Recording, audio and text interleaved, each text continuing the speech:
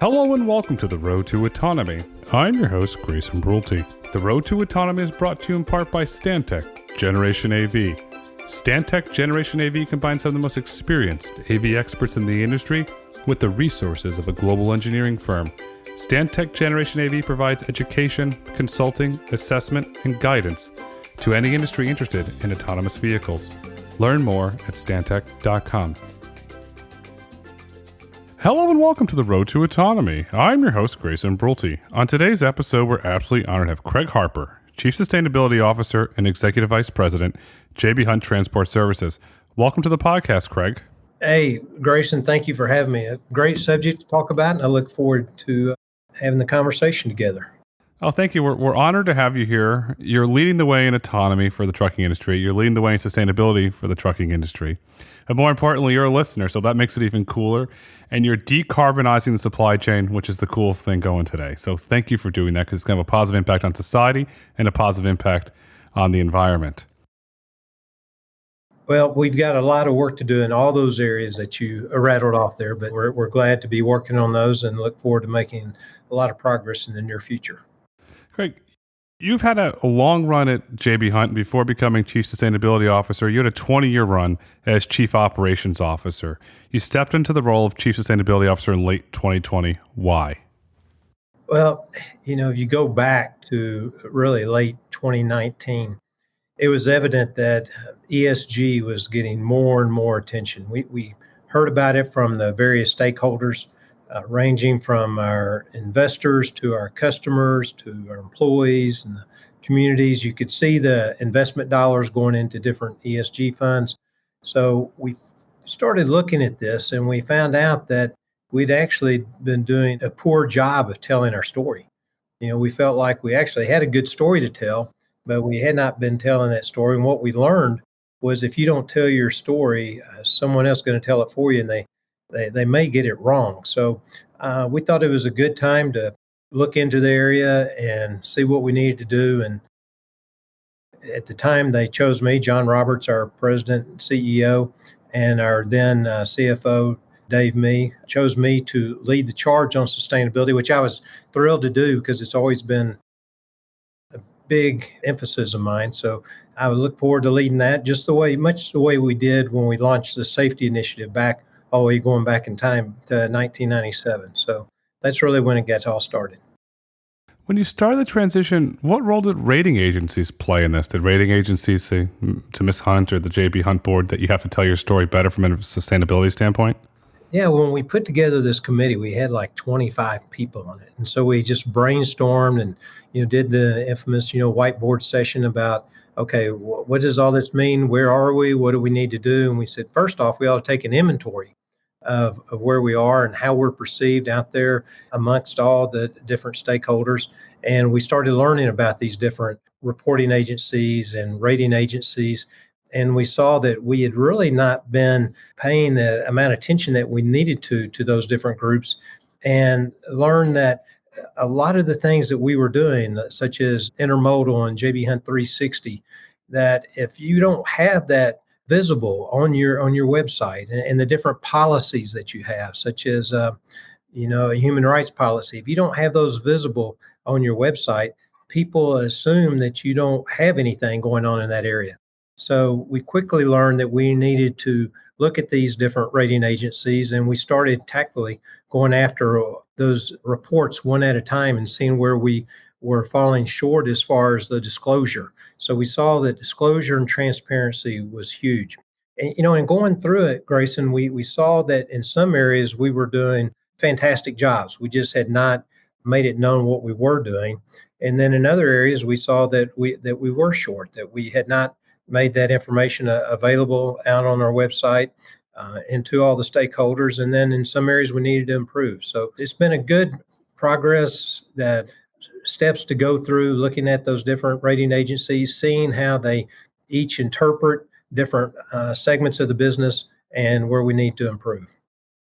Today, you're rocking and rolling. You're telling a great story because on Monday, April 4th, J.B. Hunt announced the launch of the Clean Transport Program to help your customers reduce the carbon footprint of their supply chain. And announcing this program, you stated the following: JB Hunt is committed to leading the industry toward a low-carbon future. Many of our customers are working towards short and long-term sustainability goals, and clean transport will serve as a great extension of the efforts that are already taken to reduce the carbon footprint in the supply chain. It's a wonderful program that will have a positive impact on the environment, and you're clearly telling the story to Wall Street. Could you talk about that program, please? Yeah, we were excited to release that today, and it's been something we've been working on now for several months to bring to the marketplace. And really, I think first and foremost, people need to understand carbon offsets are something that should be looked at after a company has done everything they possibly can do to mitigate their emissions. And this is for the residual emissions that are present. That's in the release we talk about that we're going to address intermodal first. Intermodal is a great offering that we have, provides significant benefit to our customers, to citizens across the globe, and with a 60% reduction on the amount of carbon that it takes to move the same load from point to point all the way by truck versus what it takes to move intermodal. But even when you get that 60% reduction, you still have some residual carbon. And it's like, how are we going? What are we going to do with this? And so that's where carbon offsets come in. And what that does is that allows a customer to purchase offsets that fund an activity that reduces carbon and make their transport carbon neutral. So we're excited about it, and there's been interest from several of our customers already, and I look for that only to escalate. A 60% reduction in carbon from intermodal. That's incredible. I remember 60% reduction. That is a huge positive step. And then you're sitting there along with the board of JB Hunt and said, no, wait a second. We're going to go one step further in reducing carbon. Putting this all together, how is JB Hunt as an organization approaching sustainability? Because it seems like you're doing all the right things. We would like to think we're doing all the right things, but we always know we can do more and more. But yeah, we are excited about this. And what's most appealing about it all to me is that it's available today. You can go out there today and get this 60% reduction by converting more and more loads to intermodal. And as an organization, we said publicly, we feel like there's somewhere between 7 to 11 million more loads that could be converted to intermodal. So it's while we wait on technologies to continue to develop, such as electric vehicles, whether they're battery vehicles or whether it's hydrogen fuel cell, while we wait on that technology, we can all join forces today and go ahead and make big improvements by converting more and more loads to intermodal. And in addition to that, we also have other tools at our hands. We pride ourselves for years being good at optimizing the freight. And then with JB Hunt 360, what we did is we took that ability that we had internally and we made that available to outside carriers. And so now carriers and shippers can come together on the JB Hunt 360 platform and transact business and get the right truck on the right load at the right time at the right price. And so that increases your efficiency. And anything you can do to increase that efficiency, meaning like get that truck on there quicker, get that truck moving, that driver moving, using more of those hours of the drive time. I think it's well documented in the industry that of the 11 hours available for the driver to drive today, only 7 hours of those are actually being utilized. So you could get a big improvement in efficiency if you just use one more hour. You get approximately 13% gain right there. So there are tools, again, with the intermodal conversion, JB Hunt 360, better freight matching there, and then continuing to utilize the new equipment as it comes on board. And that's one thing. We have a very short trade cycle, typically 4 to 5 years. So our fleet is made up of the equipment that gets the best fuel efficiency. So that's another advantage that we have here at JB Hunt. As new technologies come along, autonomous trucks, electric trucks, will intermodal continue to play a large role since the reduction of carbon is so dramatic?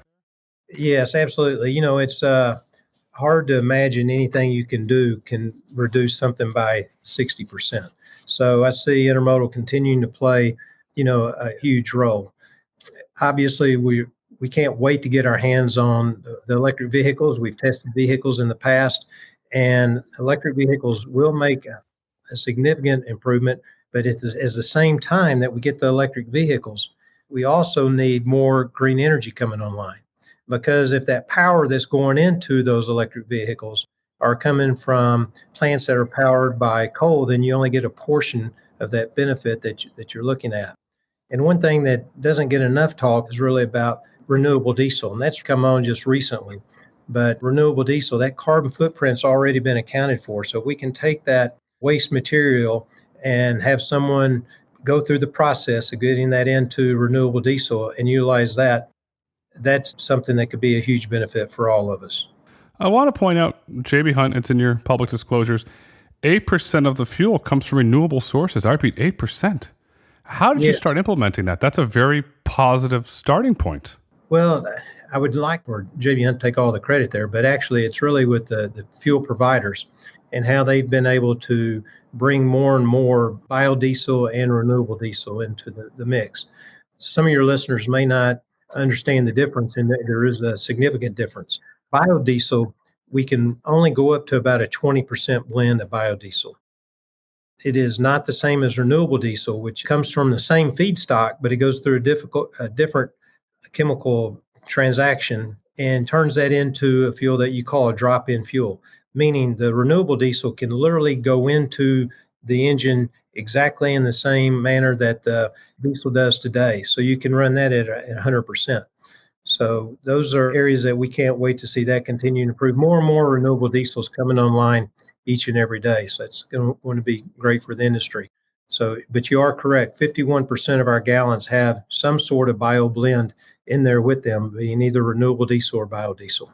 As JB Hunt continues to take a leadership position on sustainability, the market's rocking and rolling and rewarding you, because from January 1st, 2021 to April 1st, 2022, JB Hunt has returned 32.83% as compared to the S&P 500, which returned 20.62. So you're outperforming the S&P. That's the global standard benchmark. How do you see that sustainability strategy working? Because it's clearly resonating with Wall Street. Wall Street's loving it. Well, again, I think there's a lot of factors going into why the company's been so successful financially, and I'm extremely thankful for those. And I think a lot of that goes back to the different service offerings that we have. Obviously, sustainability is very important, will play a greater role in the future. But I think up to this point, you've got to really look at the different solutions that we've been able to provide to the customers through our different service offerings, such as the intermodal and dedicated truckload, LTL, our refrigerated unit, our flatbed unit, our final mile services, and then a single source solution. So I think it's the combination of all those business units and the way that we can leverage our engineering staff and the technology that we have internally to come up with the best solution for the customer. And we truly are mode agnostic. People can say that, but most of them don't have the different modes at their fingertips. And really what has launched us in the most recent years has been the growth of 360 and bringing on the additional carriers and giving that capacity to our customers. We hit that mark where we crossed over 1 million trucks on our 360 platform. So when you hit that million truck number, that is a significant amount of capacity that you have to offer customers. 1 million trucks on the 360 platform. Is that correct? I believe in our financial literature, I think we say over 900,000. So I rounded up, Grayson. I rounded up. I love that, though. But putting this all together, me putting my head on, it seems like the 360 platform is a growth market inside of JB Hunt. Is that a fair statement?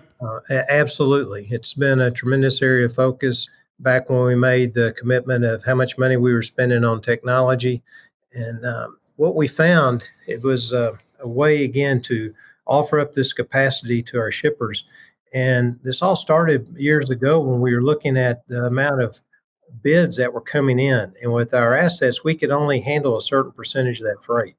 So it seemed like, gosh, such a waste. We're seeing all this freight and we don't have answers for a lot of it. And that's where we began growing our brokerage group and taking that out of the old-fashioned way of doing it with the cold calling. I mean, you think about it, is antiquated. You had a group of people that were soliciting carriers and shippers every day just hoping that you would have a truck close enough to that load where it made sense.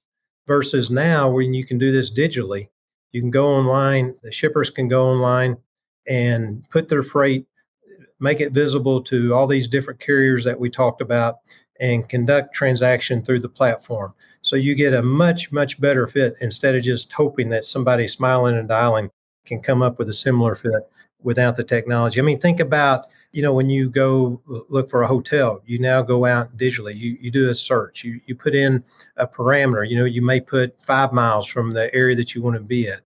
You do that instead of just picking up a listing of all the hotels across the country and just start dialing one by one, hoping you find one close to where you want to be. So it's really, when you think back about it all, it's amazing that it took us as an industry this long to really get to this point. But I'm glad we are, because it is making things much more efficient. I love the hotel analogy. I worked in the music business a long time ago, and there was this great story about David Geffen took artists over to Paris, and he had to go down there and pay with a check. And nowadays, you think about it, if you don't pay with a credit card or you don't go online to book a hotel, like, what? This is antiquated. How did this work? They didn't know if the check was going to clear. So it's incredible the role that technology has played. And when we look at travel is now getting ready to boom in post-COVID as consumers emerge from COVID. But we're running into the topic of inflation. And I love to get your thoughts on inflation, because Gary Friedman, the chairman and CEO of Restoration Hardware, commonly known as RH, said the following on the company's Q1 earnings call. I don't think anybody really understands how high prices are going to go everywhere, in restaurants, in cars, and everything. And I think it's going to outrun the consumer. What sort of pricing impacts are you seeing from inflation? Because Mr. Friedman's letter was well read. It's like, whoa. Yeah, well, I'm not an economist, so I'll give that disclaimer right off the bat. But I think you've got to look at what's going on all around. And we see that there is a tremendous labor shortage. And to be able to get that labor, to get people to show up to work and perform the work, especially hard to do work, such as driving a truck, people are going to have to pay a higher wage. And we see that. And our wages have been under pressure for the last several years. And in some ways, I'm glad to see it. I'm glad to see truck drivers making more and more money. But what it's going to mean is, whether it's from the driver wages or increase in equipment cost, and you've heard some of the values of used equipment, you can see that right now. You could go sell your used car for a much higher price than you could have gotten from the same vehicle, 2-3 years ago. The problem is, you're not going to be able to find a new one to buy, because there's not much product out on the lots.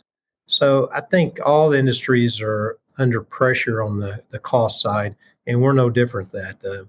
Obviously, with 33,000 employees and 23,000 of those being drivers, and with the pressure on driver wages, that's something that our industry is going to have to face. And then we've already just talked about the equipment, and then look at fuel prices. Yes, they've been seesawing back and forth, but they're extremely high, and we all know we aren't going to haul much freight without any fuel. So we got drivers, we got fuel. Those are two of our largest costs, throwing the equipment in there. And so you do have three areas that are under pricing pressures that we've got to pass along to the shippers, and ultimately that means to all of us as consumers. Is that affecting the demand? Because on one side, you look at the growth of e-commerce. A buddy of mine jokes, Amazon's at your house every day. Well, that went on a truck to get here. Obviously, I'm not going to say anything that could be viewed as a forward-looking statement here when you're asking me about affecting demand as we speak.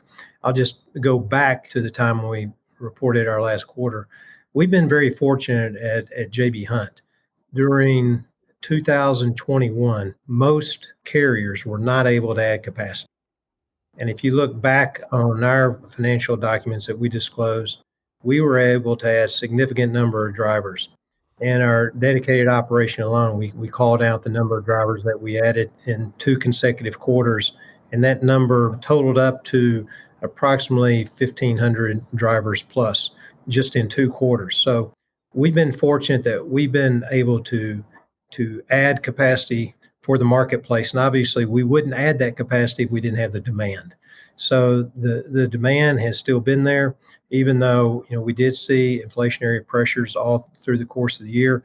What is going to happen the remainder of this year remains to be seen. as to what happens. I think there's a transition going on of people that were staying in home and were doing the list of projects around the home, building the deck or putting up a new fence or whatever.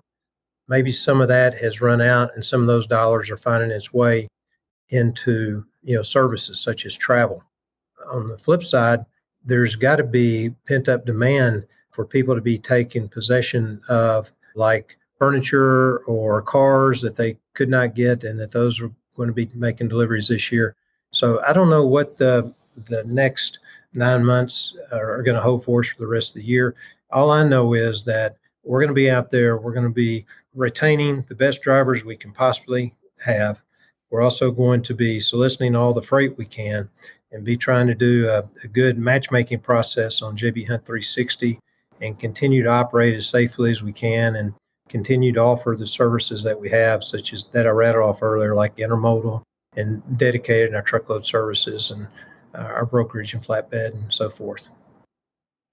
I have no doubt that you'll do it, and we can all agree you want happy and healthy drivers, professional individuals working. You want them happy and healthy. In all this, when you sit back and think about it, it goes back to our mission statement of creating the most efficient transportation network in North America.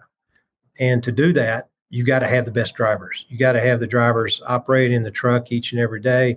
You have to have them operating on optimized routes so that you reduce the amount of miles that you run to deliver the load, reduce the amount of empty miles to the next load. So all of these things tie together, having the best equipment out there, that most fuel efficient, and to, again, create that most efficient transportation network in North America. Does JB Hunt's commitment to ensuring the best equipment, does that help you retain and hire new drivers and know JB Hunt cares and that they're getting the best quality product possible? Absolutely. I think you got to show employees, just not drivers, but all the employees, that you truly do care about them as individuals. And the company really does do that. And how do I know? Because I've been here 30 years, and this was my 7th company. And call me arrogant or whatever else, but I think I could have found another job. But JB Hunt has kept me here because of the culture of the company, the way that you're treated, and the growth opportunities. And I think that's true of office employees as well as drivers. And to your point, yes, drivers expect to have clean, safe equipment. They expect to be treated correctly. They want the same things that you and I want. They want to be at home and see their family and to be paid a fair wage in doing this and take care of them. So all those things that we want, the drivers want the same things. And sometimes it's a little frustrating. People go, well, why is there driver turnover? And I said, well, because we got to deliver them the same things that all of us want, because that's what they want and need. And fortunately, again, at JB Hunt, the way we've been able to morph our business is 90% of our jobs are now local or regional. Contrary to the days when I first came here back in 1992, where we had all over the road jobs where drivers were gone for 3 to 4 weeks at a time. So I can go to a family reunion now, and I've done this, and I can encourage people to become a truck driver. I can say this is a very good profession. It's almost like, when I was growing up, it was, if you really didn't know what to do, didn't know if school was going to be your thing or not, weren't ready to buckle down and study, many times they would encourage you to go to the service, which I'm glad that many of our men and women did. Couldn't be more proud of our military. And so I want that to continue to be a viable option for people. On the flip side of that, I can honestly say, you ought to look at truck driving, because truck driving is now a profession where you can go into that industry in a short period of time, be making $55,000, $60,000, $65,000, and sometimes you can be making more than that. And don't go into debt. Come out here and make some money. We have tuition reimbursement. Many other companies have tuition reimbursement. And we actually have a scholarship program that we're rolling out to our employees and all that they can apply for. So instead of going into debt and not knowing what you want to do, come drive a truck and see what you think about that. And you may learn that you want to be a truck driver for the rest of your career. You may learn that it's a profession that you like, but you'd rather get into the management side of it. Or you may take some classes online and decide, you know what, I'd really rather get into computer technology, then go do that. But now you're entering into it with money in your back pocket. You've understood what it means to get a paycheck from someone and be able to learn how to budget and all. So truck driving is now a profession that I think you can really encourage people to take a serious look at. JB Hunt cares. I repeat, JB Hunt cares. What you said should be in every graduation document from an individual coming out of high school or vocational school. Because you're right, there's a great career where you do not have to go into debt. You do not have to max out your credit cards. Absolutely well said. And I want to echo what Craig said. Thank you to the men and women that serve in our military. We definitely owe you an incredible debt of gratitude. Without you, we wouldn't be having this conversation. Craig, you have this culture of JB Hunt caring, but you also have a culture of JB Hunt innovating. We talked about the 360 platform. So you have that individual, perhaps they came out of vocational school and they have a good a technical thing and they're really good at repairing because they grew up in their dad's auto shop. They can then say they start a career at JB Hunt, they earn good money, and then go on to technology because JB Hunt's innovating and experimenting with autonomous trucks. You have the commercial partnership with Waymo, really positive. Could you talk about that partnership and how it first started, please? Yeah, that's go all the way back to 2016. I actually looked it up on my cell phone the other day. Keeping track of your messages has some benefits. That I presented electric vehicles and autonomous vehicles to the executive team back in 2016. And there was a mixed reception. You would hear some people say, well, not in my lifetime. And you would get the same reception actually from many of the OEMs, if not all the OEMs. But I went out to Vegas to CES soon thereafter. And that's where I met several electric players and also the autonomous companies. And actually, if I remember right, that's where you and I first met. Correct. Yeah. So when I got out there, you could obviously talk to people that were in the business and wanted to see the business grow and flourish. And so had some great conversations with several people.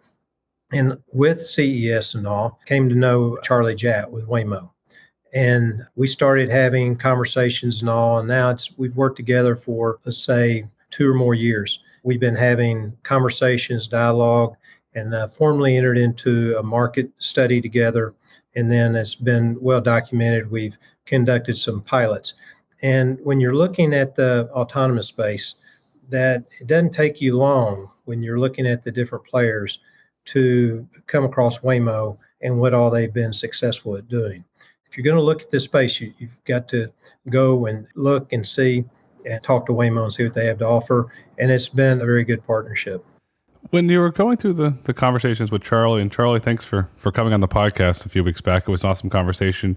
Charlie mentioned that there were several individuals that Waymo was meeting with. Got to go to Chandler and ride in the van. Were you one of those individuals that got to go to Chandler and ride in the van?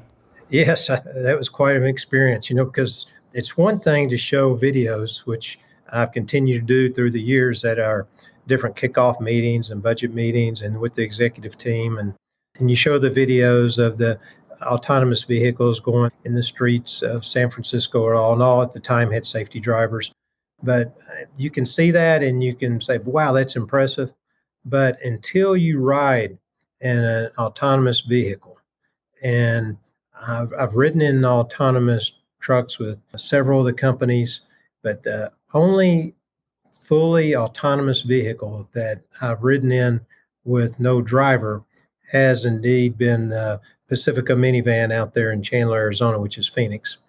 And when you get in that and it takes off, first off, you got to know that it has sensors in there. It knows if you don't have on your seatbelt or if someone jumped in the front seat because they don't want anybody in the front seat with it. And then you take off. And we went on a ride somewhere between 20 and 25 minutes in duration. And we crossed 4 lanes of traffic. We took left turns. We took right turns, pulled up to stoplights. And actually, we were side by side another vehicle. And that's where we got a reaction, where the person next to us started motioning to lower your window to converse with them. Then we wrote it down and they hollered out some language about where in the world is your driver. We had to lean up from the back seat and said, well, we have an autonomous driver here. And they let out a few chuckles and some more words. And then, of course, our autonomous driver took off. It's very impressive of the work that they've done on the automobile side. And it was quite an experience. And, now they just announced they're live in San Francisco. And I know some of their competitors are going to be going live in short order if they aren't certain cities. And I would encourage anyone that has reservations and questions about the autonomous technology to ride in one of these vehicles. Yes, a truck is different than a car, but I like how Charlie said it once. He goes, well, you're not going to hire a truck driver that never drove a car. And I thought that was a pretty good statement. So I do think they have some learnings that they can take from one into the other. But yes, the short answer to your question, yes, I rode in the vehicle and it was an impressive ride.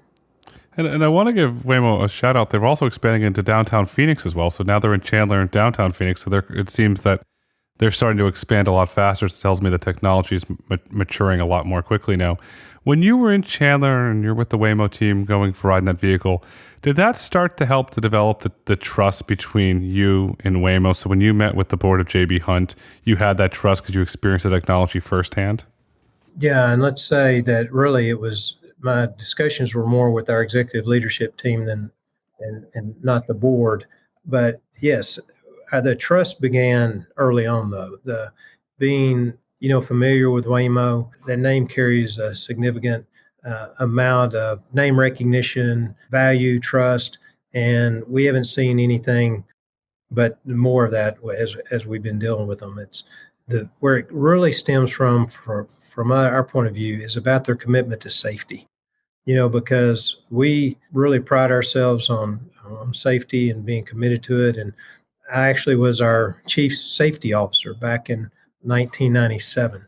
So safety is extremely important to me. So seeing about the way Waymo worked, that they're very reluctant to give you any sort of timetable as to when this technology will actually be out there for companies to have installed on trucks for the outside world to buy, that they want to be sure that the equipment is as safe as it can possibly be.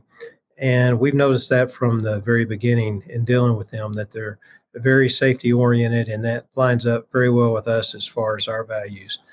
So it's been an impressive time that we spent together, and the pilot went extremely well, and we're looking forward to conducting additional pilots. Was there anything that you learned in the pilot? You said, aha, this was a big breakthrough. This was going to have a positive impact on the JB Hunt business? I wouldn't say there was an aha moment. I would just say that we were pleased with the results and that the reactions that we got from the Waymo employees, JB Hunt employees, and the customer, they were excited about it. So the truck performed as we expected it to. So that's where I say there wasn't an aha moment. Obviously, it has a long ways to go. We believe that the technology will indeed pull certain types of freight on certain lanes, and we're excited to play a part in it. But I'll be quick to say that we're going to need skilled professional drivers for a long, long time. And, when I go and have ridden with drivers in the past, you see the different driver-centric functions that the drivers do, from dialing down the trailer to drop a trailer and hook up to another one, disconnecting the glad hands and all on the trailer, participating in the loading or unloading or the paperwork requirements. And then you go make the delivery. And if you ride with one of our dedicated trucks that goes out to a farm, you see the driver so carefully, meticulously deal with the control levers that's taking the boom off of the trailer and putting it over the grain bin to empty the grain into storage there. Also go out to make a delivery from a home improvement store to a customer, and you have basically like a forklift on the back of the flatbed trailer, and you unload the sod and the shingles, and you're about to leave only to have the wife come out and say, my husband is supposed to tell you to put it on the left side of the house, not the right side. So you had to do it all over again.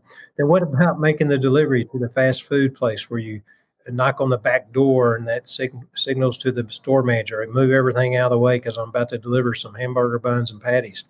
So there's a lot of different issues that come up in transportation that are going to have to be dealt with, like picking up a trailer and trying to leave after you do a drop and hook at a customer, only to find out that wasn't the right trailer, even though your paperwork had said that was the trailer you're supposed to get. So now you got to go drop that trailer and pick up another one. But again, there will be autonomous trucks on the roadways, and I think you'll see those pulling, again, certain types of freight on certain lanes. You mentioned with the QSR, the skilled professional drivers, they get to build a relationship with the manager at the QSR restaurant. They get to build a relationship at the Grand, and they look forward to seeing those things, and there's that comfort level. So skilled professional drivers, they will play a big role. And I think more importantly, they build trust with your customers. It knows, okay, Bob's coming. Okay, Mary's coming. Oh, great. And they have a nice conversation. Okay, see you next week. See you the next day. That's the beauty of it, and that they do such an incredible job at that. You're exactly right. I mean, they get to know the people at the dock, and they get to know about the kids and how was the dance recital or how was the ball game or whatever else. And, when we look at, trying to project out what this is all going to mean going forward, you've got to look at the data. And Roland Berger, which is a firm that I look at a lot of their materials they put out, they forecasted what autonomous trucks would look like down the road. And they put a slow rate adoption, a mid rate adoption, and a fast rate adoption. And in their mid rate adoption, they're showing 400,000 autonomous vehicles out on the roadway in 2035. And they're showing, even with 400,000 autonomous vehicles out on the roadway, that our country will be in need of more skilled professional drivers than what we have today. So again, more drivers than what we have today. And part of that has to do with the age of the driving force being approximately 46 years old. Some studies say up to 50 years old. But the National Transportation Institute, NTI, puts out some good information also. And they put out that over 20% of the drivers are over 55 years old. And 6% of the drivers are 65 years old and older. So we've got this workforce that is going to have a large number of retirements coming about in the near future. We have this demand, which the current demand, ATA says we're 80,000 drivers short today and soon to be over 100,000 in the next coming years. So we've got to find a way to retain the great drivers that we have today and to continue to recruit new, talented people that want to develop a skill to operate these trucks. Because, again, even with the autonomous trucks out there, which I do believe are coming, but we're going to need skilled professional drivers for many, many years. You said it earlier. You can hire those individuals, you can train them, and they're not going to go into debt. You're going to offer them a great job that will put them on a trajectory to a wonderful, possibly even better job. You never know. And when you look at changing markets, we briefly touched on it, is fuel. Because do you think the future will be a hybrid approach where you consist of alternative fuels, renewable energy, green hydrogen, and electrification until there's a industry-wide standard that's generally adapted, just like diesel is today? Yes, I do think we'll come to a hybrid approach, but I wanted to continue one thought while you touched on it about the driver. And we say around here we want to provide a better job, a better life for drivers, and we believe we can do that, and that we were founded by a driver, Mr. J.B. Hunt himself, for drivers. So, yes, just finishing up that point. Now, getting to about the fuel and all, the hybrid approach. I absolutely think we're going to have a hybrid approach. It's exciting to learn about electric vehicles, and I can't wait for the technology to continue to develop. And we're seeing it right before our eyes, and that's what's so impressive. I mean, we've all saw what happened to flat screen TVs. When they first came out and they were $20,000, went to $10,000. And I bet most of us didn't jump in at that level, and then went to $5,000, and then $2,500 down to $18,000. I think I bought my first one at $1,200. Now you can buy a great one for $600. So we see that technology and how it improved through the years. We saw the same thing with the cell phone. I look back, had that cell phone that looked like a brick I'd hold in my hand, and the phone was literally over $3,000 back in 1983 when a Honda Accord sold for $11,000.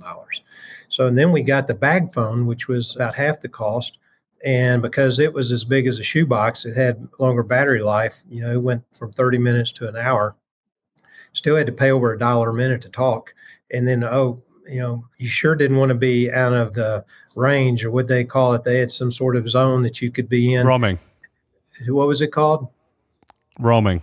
Roaming, yes, you get the roaming charges. Oh gosh, then all of a sudden your bill would double and triple. So we saw all that progress, and I think we're going to see the same thing with the battery vehicles. And again, whether they're electric or whether hydrogen fuel cell, which one will win out? We don't know, because the technology is going to continue to develop. The easy way answer to that is that we're needing both.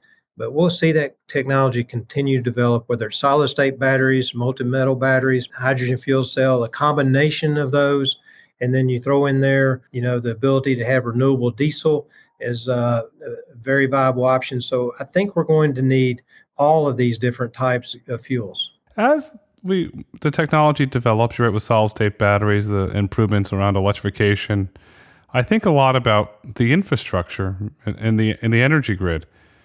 Well, do you think the energy grid will be able to take this additional load? If you look where the truck stops are they have to put microgrids in, or is that all that going to have to be upgraded? Because I saw there's been public statements from Travel Centers of America, for example, give public statements saying that they're looking into creating microgrids. Do you think that's going to happen? Yeah, you hit on a very important subject, because electric vehicles, some are coming available in the marketplace today, but the range, the weight, the initial cost, the residual, the uptime, all those components that make it very hard to make any sense of this when compared to a diesel are tough to grasp. Then you throw on top of that the whole issue about the grid that you were talking about, and being able to recharge, or in the case of hydrogen, refuel. It isn't out there today. And we've run into some issues with that ourselves as we've tried to bring on some electric vehicles in some locations. And just to test 2 vehicles, we had to spend $30,000 upgrade on a transformer. So now we were an older part of town, and so what's that going to be when you build out new districts, new power lines, and the utilities know that the electric vehicles are coming and they gear up for that? That can change on the new buildings, but still bringing that power to existing buildings is very expensive. The utilities many times want you to sign a long-term commitment. So the infrastructure is a huge challenge, and I welcome any and all technology there, as far as that the utilities have to offer, or the current fuel providers can bring on board, or outside companies. And, we've seen some other players get into the mix here as far as developing and building out infrastructure. So it remains to be seen again about what all can happen here, because it is a substantial amount of electricity that it takes to charge a large truck to pull 80,000 pounds any significant number of miles. Put it this way. Current trucks you see people talking about on the marketplace are talking about ranges of 250 miles. Okay, that's in very favorable conditions. Okay, a diesel truck, you have 2 100-gallon tanks on there, 7 miles to a gallon, so you have 1,400-mile range on the diesel truck versus the 250. We don't need 1,400-mile range, but we do need more than 250 to operate efficiently. If we're limited to 250 miles, and I would say the driver's going to get real nervous starting around that 180 to 200-mile range, that you're going to run that vehicle in it won't be the most optimized way of running it. And you're going to have 2 or 3 vehicles to do the work of 1 vehicle, because when you bring that truck in, you're going to have to, on the battery electric side, you're going to have to charge that, either rapid charge it, which are you going to pay peak demand surcharges at that time of day, or you're going to have to slow charge it, which means it sits overnight. Hydrogen fuel cell could be different, but you've got to get this cost of hydrogen down. You bring up a point about the skilled professional drivers. If I'm a skilled professional driver, give you an example. I'm going from LA to Las Vegas, and I'm going through Barstow, California, which has the winds, and perhaps the Santa Ana winds picked up. I'm very nervous. I would gladly take my diesel truck, because I know my diesel truck's going to get me safely to Las Vegas with the important freight for the customers. That's a very valid point. It is. I will say drivers love driving the trucks when we had them. I love driving the vehicle when I had it. It's smooth. I mean, it takes off like a golf cart, so you get the acceleration. You don't have to go through all the gears and anticipate all the gear shifting. So it is an impressive ride. And again, we can't wait to get our hands on the trucks as they come available. As a company built by a driver for drivers, that's exciting, because then there's another example of, you start with JB Hunt, perhaps one day you can drive that electric vehicle and you go home and tell your family how cool it is. And Craig, as we look to put this whole conversation into context, what do you think the future of transportation logistics looks like? I think it could provide an excellent career path for many individuals. We talked about drivers, also our maintenance, our technicians there think about it. It's just not working on the carburetor anymore, right? You've got all the electronics, and then you put the electric vehicles in there, and then the autonomous vehicles. It's going to be a lot of demand for skilled technicians there. And then look at how this has all become such an industry that's filled with data and machine learning and all. It's computer technologists, the people that are learning about AI and machine learning in school. They need to come and look at jobs in this transportation logistics space, because it isn't going anywhere except increasing and more demanding. Meaning, look at what we all expect as purchasers of goods. No longer can you get by with the mail order that I grew up with, where you place something and it literally said 6 weeks for delivery.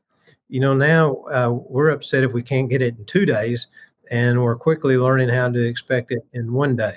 So the challenges are going to be on the logistics companies to provide that solution to the shippers that they're offering to their customers to get that product, to get it on time, and provide the transparency of that product all the way through.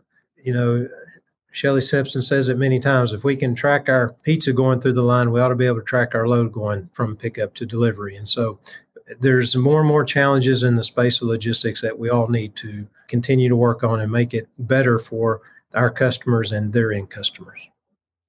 Track and trace is going to be huge. It plays right into transparency.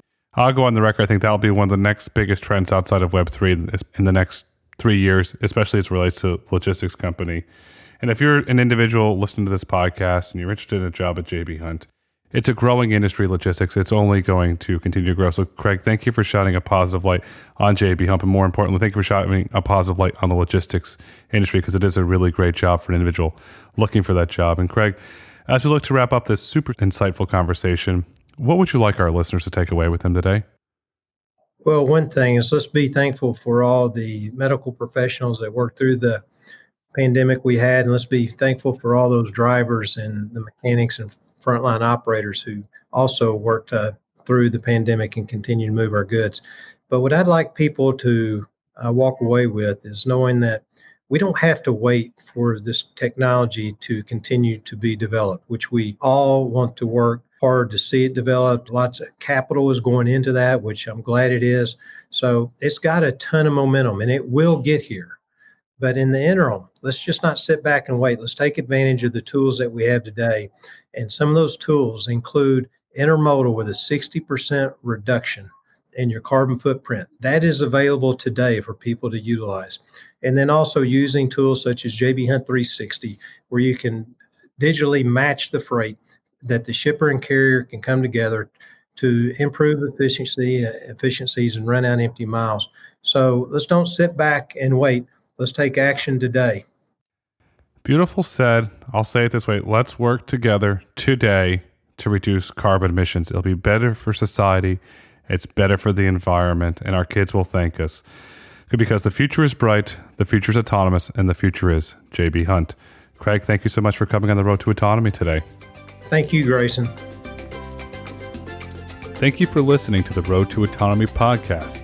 If you've enjoyed listening, please rate, review, and subscribe on your favorite podcast platform. Want to get in touch?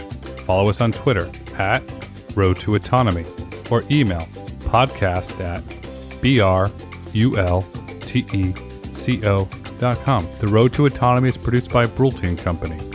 The views and opinions expressed on the Road to Autonomy podcast do not necessarily reflect the views and opinions of Brulte & Company.